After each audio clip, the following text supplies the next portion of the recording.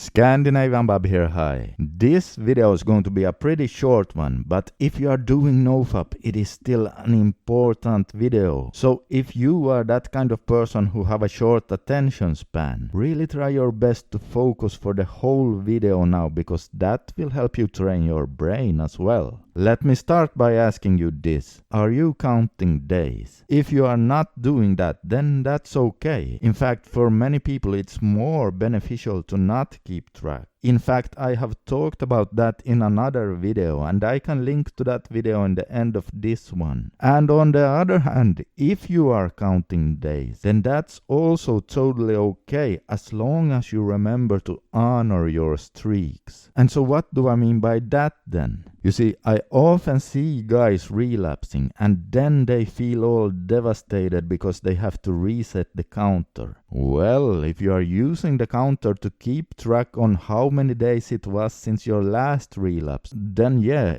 you need to reset the counter, because, well, why even play the counting game if you are not counting? I mean, that kind of defeats the purpose, right? However, and here comes the important part. Just because you reset the counter, it does not mean that you should forget about your old streaks. And just because you reset your counter, it does not mean that the brain benefits, or shall we say the brain healing, is back to zero. No, you should honor your previous streaks, and not only that, you should pick them up and collect them and take them with you in your NoFap backpack as you keep walking on your NoFap journey. Let's say these are your track records. You had one streak of 11 days and then you relapsed. Then you tried again, and this time you only managed to go 7 days before relapsing. But then your next streak, you went 21 days and you relapsed. Well, don't forget these streaks. Instead of beating yourself up because you relapse, you should be proud of your streaks. You know, most men are not doing NoFap, and they are watching online adult entertainment several times a week. And look at your streaks again. Even if they are pretty short, you did much better than the average man who don't believe in NoFap. This is what I mean by honor your streaks. Here's exactly what you should do in 2 steps. Step number 1. After every relapse, you should sit down for at least 15 minutes with a pen and a piece of paper and write down all the steps that led you to the relapse that day. You know, did you have urges early in the morning? And did you then notice your thoughts more and more starting to play with the idea of watching adult entertainment? Write it down. Also, write down what triggers you ran into.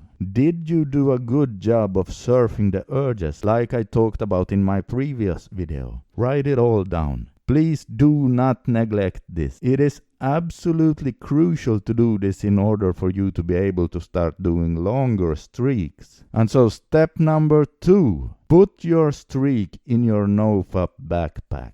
Be proud about all those days clean and collect your streak by mentally picturing yourself putting it in your NoFap backpack. You know, that mental backpack you are carrying on your back as you trudge forward on your rocky NoFap road. Collect all of your previous streaks in that backpack. You see, your brain did some serious healing during those streaks, and even if you reset your counter, don't forget about those streaks, because your relapse probably didn't undo all the good things those streaks did for you. So again, honor your old streaks and be proud of them.